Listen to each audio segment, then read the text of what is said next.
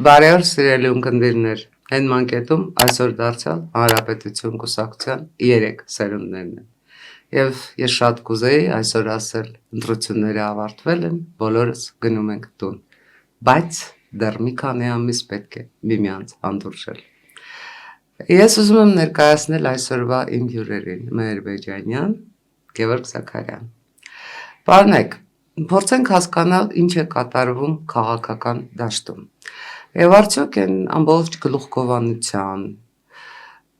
բազում ավտոբուսների շարանների և մեկ ուրախ ավտոբուսի, կարտոֆիլների, կարկանդակների, եգիպտացորենի և չգիտեմ ինչի շեղջի տակից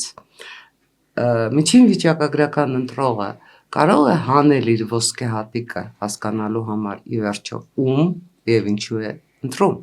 Սկսենք ձեզնից, պարոն Բեջանյան։ Բարև ձեզ, շնորհակալություն։ Եթե փորձենք հակիրճ ներկայացնել ինչ է կատարվում, կասենք եւս մեկ ամիս թեժացավ իրավիճակը, ու շարունակելու է թեժանալ եւս 2 ամիս, ու բովանդակային մասով տեսեք դուք պնդում եք, որ կան ավտոբուսների շարան, կա ուրախ ավտոբուս, այդ տեխնոլոգիաներ են կիրառվում, ինչ կարել։ Ես արձանագրում եմ, ես չեմ պնդում։ Հա, Արցարագրում պնդում, ինչպես համար է որակումը տանք, բայց միևնույն է, երբ որ մարդ միայնակ ամնում ընտրախցիկում, արդեն այդ քվեաթերթիկը ընտրելիս, մենակ այդ տեխնոլոգիան չի աշխատում, այլ մտքին գալիս է հաջորդ 5 տարին։ Ու այդ ժամանակ ինքը հիշում է այն ծրագիրը, ինչ որ լսել է։ Մենք այս սկզբունքով ենք գնացել տարիներ շարունակ նախընտրական քարոզչության, այս անգամ էլ նույն սկզբունքով ենք գնալու, ոչ թե տեխնոլոգիա կիրառելու։ Ու ոչ միայն մենք, բոլորս պիտի այս սկզբունքով գանք, որպեսզի կարողանանք հասարակության մեջ այդ քաղաքացիական գիտակցության մակարդակը հասցնել առնվազն բավարարի։ Այդ ժամանակ կունենանք որակապես այլ պարլամենտ։ Ու միայն քննադատելով, թե ինչի համար են ավտոբուսները շատանում, եթե չլինի պահանջակ, այդ ավտոբուսները չեն շատանա։ Եթե այդ ավտոբուսը 4 ավտոբուս 68 չափին է կարող տարածքի գնալուց չտեսնի ընդունելություն, ինչը որոշ դեպքերում տեսնում ենք։ Եթե տեսնում ենք, ուրեմն կա դրական տեղաշարժ։ Եթե չլինի այդ պահանջարկը, այդ ավտոբուս անողներ արդեն չի լինի։ Իսկ եթե ոչ այս ընտրություններին, հաջորդ ընտրություններին արդեն չի լինում այդ պահանջարկը։ Ես գոնե այդ վստահություն ունեմ։ Դուք էլ ունեք այդ վստահությունը։ Եթե այնքան շատ կցանկանայի այդ վստահություն ունենալ, բայց փորձեմ լրացնել Մեհերի ասածին, ես լիահույս եմ, որ մեր բնակչությունը, մեր ժողովուրդը հունիսի 7-ին, երբ որ մոտենա ընտրախցիկին, ինքը հետայաց չի նայելու, ինչպես բոլոր քաղաքական ուժերը, գոնե թե իշխանությունը, թե ընդդիմությունը, որովհետև այսօր ինչպես նայում ենք, թե նախկիները, այսպես ասած, թե ներկա իշխանությունը խոսում են միայն անցյալից։ Իրենք ընտրողին չեն ասում ապագայի մասին, բայց չէ որ ապագան է կարևոր։ Ու միայն հետայաց նայելով անցյալին, փորձելով վերախմբագրել անցյալը, իմ մոտ այնպիսի տպավորություն է, ոնց որ մենք մեր անցյալը, մեր պատմությունը տանենք մեր դերձակի մոտ, ասում ենք հարմարացրու մեր չափսերին, մեր մարմնի ձևերին,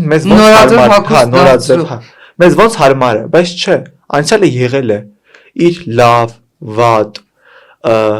հիշարժան, դժբախտություններով, հաջողություններով, բայց չէ որ ինքը անցյալ է, ու դրան ամեն անգամ վերադառնալ, փորձել վերախմբագրել, հերթական անգամ ժամանակի կորուստ է լինելու։ Ի տարբերություն մնացած ուժերի, Հանրապետություն կուսակցությունը մշտապես խոսում է ապագայի մասին ու իր ընտրողներին, քաղաքացիներին, միջին վիճակագրական հային պատասխան է տալիս պարզ հարցերի, ինչ է լինելու ապագայում, ինքը ինչ սպասում ու ակնկալիք ունենա Հանրապետություն կուսակցությունից, որը չի գալու անցյալը վերախմբագրի, այլ անելու է քայլեր, հստակ քայլեր, որոնք միտված են լինելու ապագայի համար։ Տեսեք, այդ նույն համեմատության մեջ, որ ասում ենք պոպուլիզմ, թե տեխնոլոգիա կիրառել, թե ծրագիր ներկայացնել, օրերս Այնգը հայտարարեցինք, հետո հայտնվեց ուժ, ասեց 5 քայլ, չէ, ու նայում ես այդ 5 քայլը իրանից ինչ է ներկայացնում, 5-ն էլ ուղղված քաղաքացու ականջին հաճելի թե քեզ համար էս բանը լավ կլինի, քեզ համար էս 0% կլինի, անվճար կլինի, շատ կլինի, նայում ես մեր 5 կետերը, բովանդակություննա ծրագիրը երկարաժամկետ առումով թե մի 10 տարի հետո կամ 20 տարի հետո մենք որ կետին ենք գնալու հասնենք, մոտեցման տարբերություն կա, ու այս մոտեցման տարբերությունը կարելու համար ընդհանրապես պետքա այդ մոտեցումը հասկանալ, իսկ հաշվի առնելով այն, որ մենք այսօր դեռ 3 ամիս կա, բայց բոլոր ուժերը անխտիր մտեն են կառույցի մեջ ու այս անգամ ավելի երկար ժամանակ ունենալու քաղաքացին այդ մոտեցումները հասկանալու, ես կարծում եմ մենք ավելի շատ կգնանք բովանդակային ընտրության, քան թե ինքներս ակնկալում ենք։ Պարոն Բեջյան, ես հիշում եմ, երբ քննարկում էինք այն ծրագիրը, ձեր մի նախադասությունը, որ ինձ իսկապես զարմացրեց, դուք ասացիք, ինչքան նայել եմ մյուսների ծրագրերը, մեր ահինգը կարծես այնպիսի ծրագիր է, մենք արդեն իշխանություն ենք, ու մենք մտածում ենք ոչ թե պոպուլիզմի, ոչ թե սիրաշահելու, ոչ թե համոզելու, խնդրելու, ձայնակնկալելու մասին, մենք լրիվ կառուցում ենք այս պետությունը։ Ինձ իսկապես զարմացրեց ձեր այդ բնորոշումը, որտեղ ես այդ հայացքով չէի նայել մեր ծրագրին։ Բայց ես այնուամենայնիվ կարծում եմ, այս ոչ միայն մոտեցումների հարց է, այստեղ սկզբունքների հարց է, թե յուրաքանչյուր քաղաքական ուժ ինչ սկզբունքներ է որդեգրել։ Օրինակ, վստահաբար մեր սկզբունքների մեջ չի մտնում ստելը, մանիպուլացնելը, պոպուլիզմով զբաղվելը, ականջահաճո խոստումներ տալը, որոնք իրականության հետ երբևէ չես կարող առերեսել ու դա դարձնել իրականություն, ինչքան էլ քո ընտրողի համար դա հաճելի է։ Մենք սկզբունքներ ենք որդեգրել, որոնք իրատեսական են, որոնք ռեալ են։ Այո, երկարաժամկետ ծրագրեր են լինելու, ինչպես նաև կարճաժամկետ, բայց որևէ մեկը չի չեղարկել դեռևս երկարաժամկետ ծրագրեր մշակելու, ներկայացնելու։ Օրինակ Հայաստանը մինչև 2040-ը։ Լավ, բավե մեծ գով ենք, անցնենք բուն թեմային։ Տեսեք, ես սիրելի ունկնդիրներ խոստովանեմ, որ հաղորդումը սկսելուց առաջ մենք բացարձակ այլ խնդիրների մասին էինք խոսում, բայց քանի որ թեման այսպես գնաց, ինչի համար ես ձեզ երկուսիդ էլ շատ շնորհակալ եմ, ես ուզում եմ արձանագրել մի փաստ, կարծում եմ նույնիսկ այդ արձանագրման խիստ անհրաժեշտություն չկա, բայց այնուամենայնիվ եկեք հասկանանք ինչու են մարդիկ փորձում անverջ վերախմբագրել անցյալը, որովհետև փորձում են իրենց գործած մեղքերը նոր հասցեատերերի ուղղորդել, այսինքն այն ինչի համար մեղավոր են իրենք, եւ իրենք բնավ չեն ցանկանում արդարանալ, իրենք փորձում են պատճառներ, մեղավորներ նշանակել, արդարացումներ գտնել, պատճառները բացատրելու եւ մեղավորներ նշանակելու տարբերակով։ Եվ չզարմանաք, բայց ես օրինակ Հայաստանի Հանրապետությունում կորոնավարակի նոր տեսակ եմ արձանագրել։ Եվ կորոնավարակի այդ նոր տեսակը պարզապես կոչվում է երաշխավորախտ, որովհետև եթե նայեք դաշտում գործող Կրեմլի վկաների դաշտում, Կրեմլի վկաների խրամատից գործող բոլոր քաղաքական ուժերը միաբերան կրկնում են այն, ինչի հրահանգը ստանում են Մոսկվայից, այն է։ Եթե մենք ուզում ենք ճանապարհ կառուցել, մենք պետք է ունենանք ով երաշխավոր, ով պիտի լինի երաշխավորը, Ռուսաստանը կամ Չինաստանը։ Համանիշներ են դարձել երկու պետությունները։ Եթե մենք ուզում ենք խաղաղություն ունենալ, գրողը տանի, չգիտես ինչու, ինչ պիտի ունենանք։ Երաշխավոր։ Ովքեր են պարզա։ Ընդհանրապես, եթե մենք սոված ենք ինչ որ ուտելիք ենք որոնում կամ ծարավ ենք ջուր պիտի խմենք, ով պիտի երաշխավորի։ Չասենք։ Ախր խնդիրը կայանում է հենց։ Ներեցեք, պարոն Զաքարյան, ես ուզում եմ այնուամենայնիվ միտքս ամբողջացնել այդ երաշխավորախտի հիմնավորումներով, որովհետև ակնհայտ է, որ որոշակի ճամբարում ամբարված թույլ տվեք ինձ այս բառը օգտագործել, քաղաքական ուժերը գործում են մեկ միասնական հրահանգով։ Եվ այդ մեկ միասնական հրահանգի վերտառությունն խորագիրն է Հայաստանի Հանրապետությունը չպետք է լինի ինքնիշխան պետություն։ Հայաստանի Հանրապետության յուրաքանչյուր քաղաքացու գոյությունը այս կամ այն կերպ արդարացնելու ապահովելու համար մենք պետք է հարցնենք ում կամքը Հայաստանի Հանրապետության քաղաքացու Հայաստանի Հանրապետության քաղաքացու կամքը մենք այլևս չենք հարցնելու, մենք ունենք երաշխավոր։ Իսկ այդ երաշխավորը մեզ ասելու են նստեք կամ վեր կացեք, գնացեք գրողի ծոցը կամ եկեք իմ այնպես ինչ ասեմ, այն գործերը, որոնք չեն անում ռուսները, դուք անելու։ Այս է ամբողջ խնդիրը եւ ամբողջ խնդիրը գիտեք որն է։ Ամբողջ խնդիրը նա է, որ բոլոր այս մարդիկ, որ հիմա դնում են այդ խնդիրները լուծելու, դնում են դույզն ինչ հաջողության պարագայում իրենք հայտնվելու են այնտեղ, որտեղ հայտնվում են այն ռուսները, որոնք չեն կատարում ցարի կամքը։ Լետվելու են պատուհաններից, հայտնվելու են մեկուսարաններում եւ գնալու են ուկրաինական Անեանալու են։ Պարզապես ուղղակի ելնելով այն հանգամանքից, որ Հայաստանի Հանրապետությունն իրապես ժողովրդավարական երկիր է, Հայաստանի Հանրապետությունում կա խոսքի ազատություն եւ Հայաստանի Հանրապետության, ինչպես պարոն Բեջայանը նշեց, ինքնիշխանությունն ու ազատությունը երաշխավորում է Հայաստանի Հանրապետության քաղաքացին, իրենք չեն պատկերացնում, թե դեպի ուր են իրենք փորձում գնալ եւ այդ քաղաքացուն իր հետ տանել։ Այլապես որևէ հանգամանքով չեք կարող բացատրել Ռոբերտ Քոչարյանի վերջին փառահեղ ասուլիսը իր падգամավորների հետ։ Չգիտեմ, ասուլիս անվանեմ, ոդկաստ անվանեմ, հարցազրույց անվանեմ, անորոշ ժանրի ինչ որ 45 թե 40 քանի րոպե, որովհետեւ եթե այդ ամբողջ, ինչ ասեմ, հարց ու պատասխանի խաղից վերցնում ես, այնտեղ կար մեկ գլխավոր միտք։ Հայաստանի Հանրապետությունում տրիպ չպետք է գործարկվի։ Դա էր հիմնականը։ Այդ երաշխավոր ախտը, որ ասում եք, երաշխավոր ախտի հիմքում կոսմոպոլիտ փնտրելու մեր սովորույթն է, արդեն գենետիկ փոխանցված, որը որ վերջի ժամանակաշրջանում կամաց վերածվում է այն գիտակցության, որ իրոք մեր երաշխավորը պիտի մենք լինենք, բայց դեռ ինչ որ շերտերում պահպանվում է ու նպաստող կան դրա երկար պահպանման, բնականաբար նպաստողները մեր երկրի շահերով չեն առաջնորդվում։ Ինչ վերաբերվում է վերջին 40 րոպեանոց ոնց որակեցիք, հարցազրույց, չգիտեմ, ոդկաստ, Հարց ու պատասխանի խաղ անվանենք։ Տեսեք, էլի ինչպես հաղորդման սկզբում խոսում ենք, անցյալի մասին խոսակցություն, ներկայի մասին բլոկ քննադատություն, բոլոր հնարավոր տարբերակները միայն երաշխավորությամբ էնել մի պետության ՌԴ-ի, տրիպի բացառում փոխարենը, չգիտեմ, Օսեթիայով, Աբխազիայով անցնող ճանապարհ, ընդ որում ուզում եմ բարձրացի վերջին հատվածում հանճարեղ վերլուծություն է գնում, ասում եմ, եթե մենք բանակցենք, որ Վրաստանի եւ Աբխազիայի հետ իրանք նաեւ Ռուսաստանի ճանապարհը անցնի, որ մենք չունենանք տրիպը, որ Ադրբեջանին չտանք քաղաքական լծակ,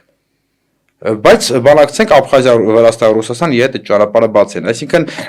Վրաստանը այդքան խելք չունի, այդ քաղաքական լծակը կտա Ռուսաստանին, Աբխազիայով ճանապարհը կբացի, բայց մենք շատ խելոք ենք, մենք Ադրբեջանին քաղաքական լծակ չենք տա։ Ուղղակի հանճարեղ վերլուծություն էր, բայց մենակ այսքանով արդեն իսկ երևում է, որ նպատակը ոչ թե ճանապարհ բացելն է, ինչ որ առևտուր անելու կամ չգիտեմ ապրանքաշրջանություն ապահովելու, այլ նպատակը այդ երաշխավորին եւս մի կերպ, չգիտեմ, եւս մի անգամ խնդրելու, որ արի երաշխավորի, էլի։ Տեղավորել երաշխավորին։ Այո, դա լավ բառ է, տեղավորել երաշխավորին։ Դուք Տիկին Ադամյան մի քանի դիտարկում արեցիք անցյալը վերախմբագրելու առումով, տեսեք, այս ընտրությունները նաև մի ուրիշ տեսանկյունից են կարևոր, այս տարի ընտրություններին մասնակցելու են առաջին անգամ 2008 թվականի ծնվածները, երիտասարդները։ Ու բնական է, այդ երիտասարդը չի տեսել Քոչարյանի տարիները։ Ես էլ երիտասարդ լինելով չեմ տեսել ինչպիսի փառահեղ խաղաղության տարիներն եղել Քոչարյանի ժամանակ, բայց ուսումնասիրել եմ։ Բնականաբար ամեն երիտասարդ չի ուսումնասիրի Քոչարյանի տարիները։ Ինքը տեղյակ չի լինի հոկտեմբերի 27-ի մասին, ապրիլի 12-ի մասին, մարտի 1-ի մասին, Հույք պարկի դիմացի մասին, Քոչարյանի հեռանալուց օրեր առաջվա կնքված Ռուսաստանի վերջին ընծան հանձնելու մասին, չէ՞, տեղյակ չի լինի։ Ու իրենք փորձում են անցյալը վերախմբագրել, իրենց դարձնել անմեղ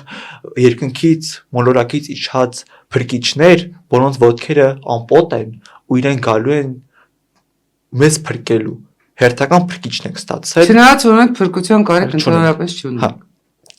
Ու վերադառնանք երկրորդ նախագահի դուք ասեցիք ոդկաստ, հարցազրույց, երբ որ նայում ես անկեղծ այդ ամեն ինչի մի բնութագրում կարաստած Քոչյանի մեծարման ցերեկույթը, որովհետև այնտեղ ինքը այնպիսի բաներից է խոսում, որ ուզում ես, եթե չգիտակցես իր ասածների հիմքը, թե ինչ կա այդ ամեն ինչի տակ, ուզում ես ասես, «Ո վաու, այս մարդ եկել է մեր բոլոր երազանքները իրականացնի», բայց չէ, իրականում գրողը տանի այդ մարդու ասածները լրիվ այլ են։ Այդ մարդուն, որ լսում ես, ինքը կրկնում է նույն Զախարովայի ու Պեսկովի ասածները, ինքը փորձում է ներկայացնել, որ այդ ամիջը Հայաստանի շահերից է բխում, բայց չէ, այդտեղ այդ 50 րոպեվա մեծարման ցերեկույթի մեջ Հայաստանը որպես սուբյեկտ բացակայում է, չկա Հայաստանի շահը, չկա միջին վիճակագրական հային հետաքրքրող այդ հայի կենսական հարցերը լուծելու շահը բացակայում է, կա միայն իր ինչ-որ ծրագիր ասեմ, ինչ-որ մտադրություններ ասեմ, դրանք իրականացնելը, որոնք նորից գալիս ենք ու բախվում ենք երաշխավորին։ Բայց բարձ հարց տանք էլի, Ուկրաինայի երաշխավորը ով էր։ Ուկրաինայի երաշխավորներից մեկը Ռուսաստանն էր Բուդապեշտի համաձայնագրից հետո, Ուկրաինայի անվտանգության երաշխավորը։ Հիմա Ուկրաինում հետ է պատերազմում 2022 Ավելի ստույգ երևի հարցը ձևակերպեք Ուկրաինայի վրա ով հարձակվեց։ Երաշխավորը։ Ահա, նոյեմբերի 9-ից հետո որ երկրի խաղապահները կանգնեցին Արցախում, որ պետք է իրենց խաղապահ գործունեություն իրականացնեին։ Ռուսական խաղապահները։ Չվերադառնամ դեռևս 2023-ին։ Հին թաղերը, Փարուխը, ում Լռենյան Խծաբերդը, որ կողմի առաջին իսկ օրը, որ կողմի Լռենյան համաձայնությամբ հանձնվեց Ադրբեջանի երաշխավորի 2023-ի ում համաձայնությամբ դատարկվեց ու հայաթափվեց Արցախը բռնի երաշխավորի։ Գիտեք, այս անդադ այս կառուսելը պատտվում է ու ուզում եմ անկեղծ հարց տամ, այդ երաշխավորի փնտրտուքներում այս կառուսելի մեջ մարդկանց մոտ սթխառնոց գլխապտույտ այլևս չի առաջանում, չեն զգում, թե արդեն կուրացել են այդ ամեն ինչի մեջ։ Տեսեք, որ դուք այդքան խորացաք երաշխավորի որոնումներում, ես էլ ուզում եմ մեկ այլ հարց տալ։ Ռոբերտ Քոչարյանը, որ այդքան ակտիվորեն որոնում է Լեռնային Ղարաբաղի հայկական երկրորդ պետականության ֆիասկոյի մեղավորին, արդյոք այդ մեղավորի որոնումները չի ուզում սկսել այն մարդուց, որը Լեռնային Ղարաբաղի իշխանությանը դուրս դրեց ԵԱՀԿ Մինսկի խմբի բանակցություններից։ Հարցը չէ։ Ամենաշատը երևի դրան հիմք ծառայել ինչ անձնական ամբիցիա, միակ տղամարդու այդ մոլուցքը ես համ այն մեկի փոխարեն կբանակցեմ համ այս մեկի մեզ երկրորդ ուրիշ պետք չէ, ասենք ամենապրիմիտիվ հաշվարկով է, դու բանակցային սեղանի շուրջ ունես երկուսը մեկի դեմ հարաբերակցություն։ Պարզ հաշվարկ, քվեարկության պարզ հաշվարկ։ Եվ դու հանում ես քո աջակցին, թիբանկցի, հանում ես նրան, ում տեսակետը իբր պիտի պաշտպանես, դու մնում ես տետատետ։ Ենթադրենք մեզ հեշտ է խոսել, այնտեղ ուրիշ գործոններ են եղել, որ պետք էր ճնշում կար ենթադրենք իր վրա, որ պետք է ենթադրենք տենց է։ Ճնշում կար որ երկրից։ Երաշխավոր Էլի չեմ ասում, որ երկրից ենթադրենք ճնշում կար, ստիպված էր, բայց եթե ճնշումով հանել ես ստիպված, դա որպես ձեռքբերում ոնց կարելի մատուցել։ Լինելով ոյին։ Հա, ու հետո խոսել թե ովքեր են մեղավոր, ինչ են հանել։ Բայց մեկն էս բան հայելի հարցնում է, որ ինքը որպես ձեռքբերում է համարում։ Ինքը ասեց իր այդ ոդքասթի ժամանակ, որ ամենաշատը Արցախից մարդիկ գաղթել են իր ղեկավարման ժամանակ։ Այդ ձեռքբերում է։ Ուրեմն հասկանում ձեռքբերման չափորոշիչները փոխվել են այս մարդու մոտ։ Չէ՞ որ նրանք գնացել են երաշխավորի երկիր։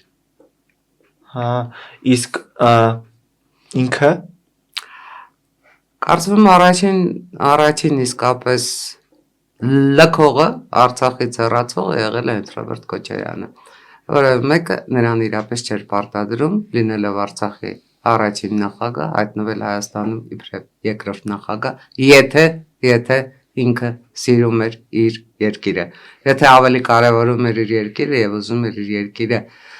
ազատագրված տարածքները վերաբնակեցնել, տնտեսական ծրագրեր իրականացնել Հայաստանի աջակցությամբ, ինչու ոչ, բայց մենք ինչ ունեցանք, մենք ունեցանք վերջին հաշվով հոկտեմբերի 27-ով իշխանության եկած, մարտի 1-ով իշխանությունից հեռացած մարդ, ով հիմա իր երկու, այսպես ասած, ինչ ասեմ, ոխերիմ բարեկամների հետ փորձում է Հայաստանի Հանրապետությունում իրականացնել ռուսական Վիկտորինա, ով է Հայաստանի Հանրապետության Շահրամանյանը, որ 10 օրում կլուծարի Հայաստանը։ Եթե վերցնեք, խաղը գնում է միայն այդ հարցի պատասխանը տալու համար։ Տիկին Ադամյան, ձեր բանալի բառը եթեներ, եթե ինքը ուզենար, այդ մարդը չէր ուզում է, այդ մարդու մոտ հայրենասիրության բացակայություն ավելի քան ակնառու է։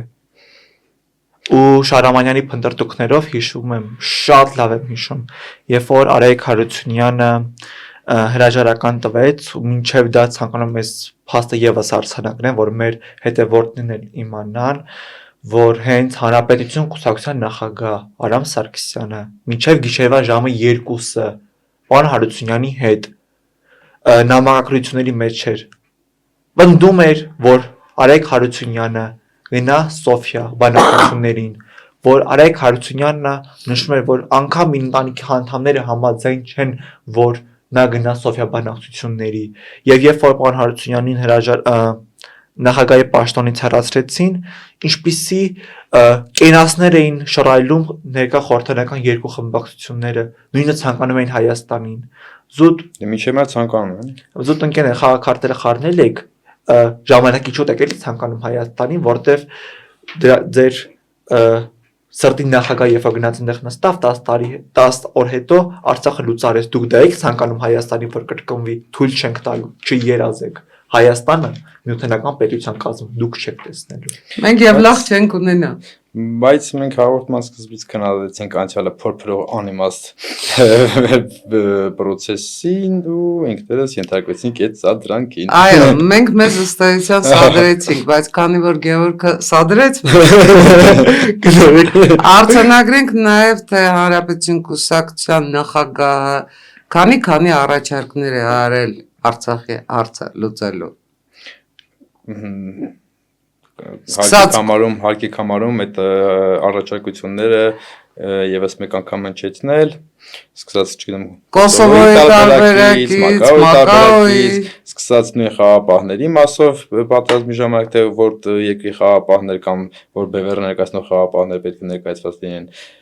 բայց եւ գուցե վերջացրած նաեւ այն հայտարարությամբ, որ ամենադեպս նոյեմբերի 9-ի պատերազմի զինադադարի հայտարարությունը պետք է լիներ ոչ թե եռը, այլ հնգակող, եւ դա բոլոր հարցերի լուծումները ուներ իր մեջ։ Նույնիսկ 23-ի դեպքերից հետո առաջարկ որպես այդպեսին, որ իրատեսական ոչ թե առաջարկի համար, այլ գործում քայլ միջազգային կառույցին ՄԱԿ-ին դիմելու համար, թե Հայաստանի կողմից ընդվում, թե Ղարաբաղի Արցախի բնակչության կողմից էլի շատ գործուն քայլ էր, որ կարող էր այսօր, եթե ոչ արդեն ինչ որ արդյունք տված լիներ, այլ գոնե առնվազն մի խաղաքարտ մեր ձեռքում այդ հարցում ավել լիներ։ Լավ, փորձենք այնուամենայնիվ ինքնասադրանքից դուրս գալ եւ հասկանալ ամենաառաջին իմ հարցին փորձենք պատասխանել ամփոփելով նաեւ Հայաստանի Հանրապետության միջին վիճակագրական ընտրողը ինչ պետք է ունենա հոգում, սրտում, մտքում, գլխավորը եւ ինչու պիտի ձայն տա Հանրապետություն կուսակցությանը։ Մեր մոտեցումը, ինչ մտքի ամփոփես, փորձեմ երկու բառով ես կարճ ասեմ, ըստիս Հայաստանի Հանրապետության ապագան ոչ թե վաղվա կամ մի ամսվա, այլ 10 կամ 20 տարի հետո տեսնելու, ընդ որում այդ ապագան ոչ թե վերացական Հայաստանի Հանրապետության, այլ հենց իրը ամեն մեկս մեր ժառանգների, մեր տան,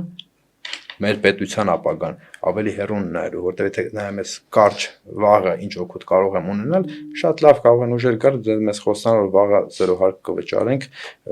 իդեալական իրավիճակի հետո հետներս ինչ ենք տանելու։ Իսկ եթե մի քիչ ավելի խորն ենք նայում, երկրի զարգացման հիմքա պետք է կրթություն, տնտեսություն, մյուսը այն ինչ որ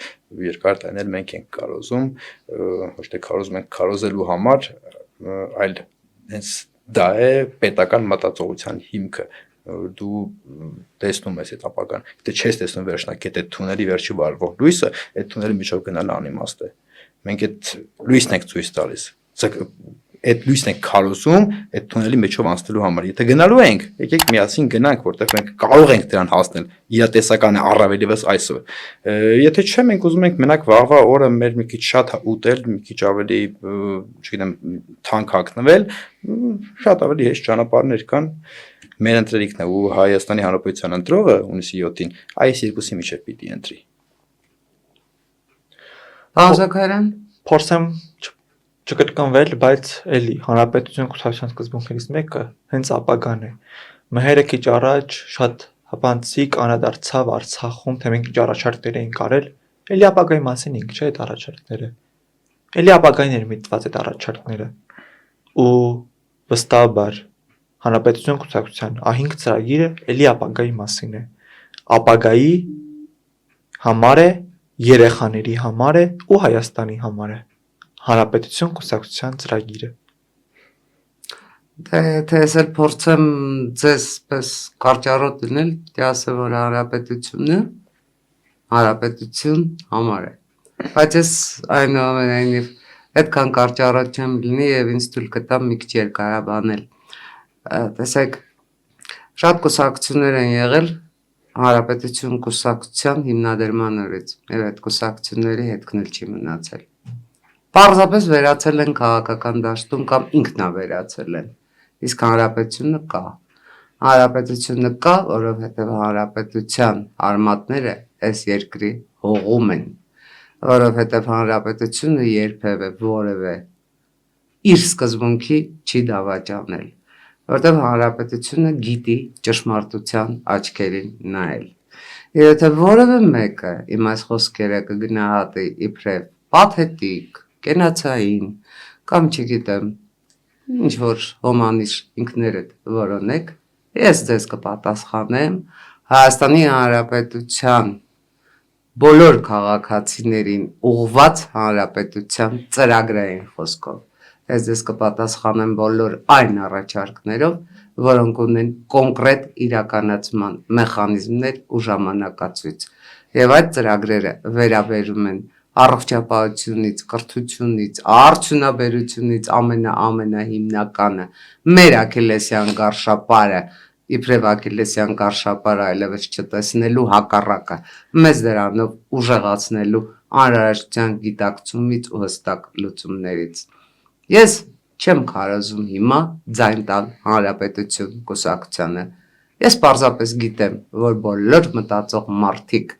որոնք ուզում են ապրել անվտանգ, ապահով, զարգացող երկրում գնալու են ու ձայն են տալու հենց հանրապետություն կուսակցությանը, որովհետև ի տարբերություն դաշտում գործող այլ ուժերի հանրապետություն կուսակցության թերևս ամենաուժեղ կողմը ժամանակի զգացողությունն է։ Մենք ոչ ժամանակից առաջ ենք վազում, ոչ անverջ կորցնում ենք ժամանակ։ Օրինակ, սառեցված չենք մնա հաստատ հապկում։ Օրինակ, ԵԱՏՄ-ում այսպես չենք դոփի տեղում, մենք ունենք շատ հստակ ծրագրեր, եւ այդ հստակ ծրագրերը բոլորը ձեզ համար են։ Իսկ հիմա անցնենք բլիցի։ Սիրով։ Պարոն Զաքարյան, երբ մնում եք մենակ, ինչ եք մտածում։ Մենակություն շատ եմ սիրում, եթե անկեղծ մենակությունը եւս հանգստի մի բաղկացուցիչ մաս է։ Մտածելու շատ բան ունեմ, փորձում եմ մտքերս դասավորել, հասկանալ, ճիշտը սխալը զատեմ ու առաջ շարժվել։ Սիրում եք հեծանիվ հնարել։ Եթե անկեղծ չեմ, իսկ հեծանիվ քիչ չգիտեմ։ Կանչելի անկեղծություններ։ Պատրաստ եք ավգյանախորները մաքրել, եթե նույնիսկ Հերակլեսի համար դա սխրանք չհամարվեց։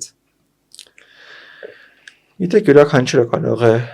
սխրանք համարել կամ չհամարել ցանկացած երևույթ իր գնահատականով, իր չափորոշիչներով ու մեխանիզմներով, բայց դու պետք է անես այն, ինչ ճիշտ ես համարում ու իշա քո պետության ես համարում։ Ինչ կհարցնեիք, եթե հանդիպեիք Նոյին։ Չփորձեմ մարդի քաղաքականության չքահանացնել արդի։ Նրան տապանը դնենք մի կողմ։ Ինքը իրեն կխորտակվի։ Կհարցնեի եթե անկեղծ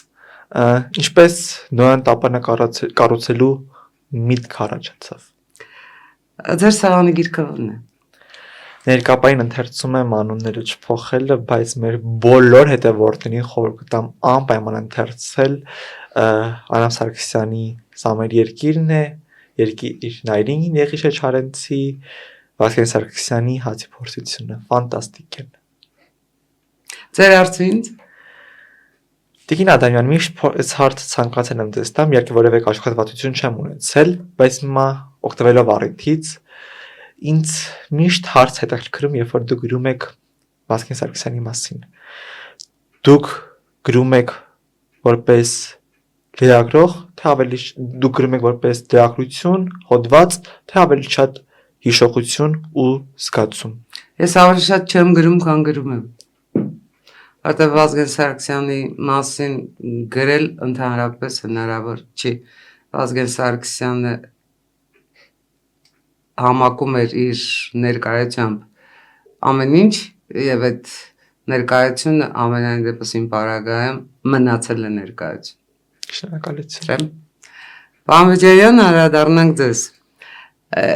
Երբ եւ որտեղ կցանկանայիք ծնվել, եթե ձեզ նման հնարավորություն տրվեր։ Գոհ եմ։ Ինձ ծնված թե Երկրորդ ժամանակաշրջանից, հնարավորություն։ թե ժամանակաշրջանից եւ թե երկրից, առավելևս ազգությունից շատ գոհ եմ։ Հեռանալիս հեռացիր, թե պատրաստ եք բոլորին ամեն ինչ ներել։ Ամեն ինչ չի կարելի ներել, շատ ներողամիտ եմ բնավորությամբ, բայց ամեն ինչ չի որ կարելի ներել։ Հեռանալիս պիտի հեռանաս։ Ինչ կհարցնեի Արքիմեդին, որ հենման կետ էր որոնում երկրագունդը շրջելու համար։ Ինչ կհարցնեի։ Ահա։ Ինչ հարցնեի։ Մենակետը ցույց կտայի։ Այսինքն կտայիք մեր ասել։ Ինչու ոչ։ Կարողանում եք անակնկալ լինել։ Ավելի շատ այո, քան թե ոչ։ Ժամանակի ձեր բանաձևը հակիրճ։ Ժամանակի իմ բանաձևը հակիրճ։ Հակիրճ կձևակերպեմ, ասենք առաջ։ Օրվա ձեր սիրած ժամը։ Օրվա չէ գիշերվա, 2-ից հետո։ Ձեր հարցը ինձ։ Այ վերջի հարցը ես ուզում ձեզ տալ, ավելի շատ մտածելու համար, ցերեկ թե գիշեր։ Օրվա 25-րդ ժամը։ Օրվա 25-րդ ժամը։ Իսկ իմ ժամանակի բանաձևի հարցի հակիրճ պատասխանը միշտ ապիր կհասցնես։